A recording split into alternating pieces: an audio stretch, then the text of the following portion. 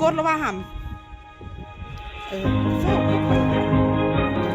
ต่อไปจะเป็นการพัดเบอร์ดี้ของพระน้ำขันแก้วในวันที่8 เดือน 3ลุงเป็ดลุงเป็ดอยู่ตาดมูลเลยนี่เด้อความไก่เพราะไก่เป็นตกเด้ออันชุดเข่านี่ก็ถือว่าเป็นเบอร์ดี้แรกของวันที่8เด้อ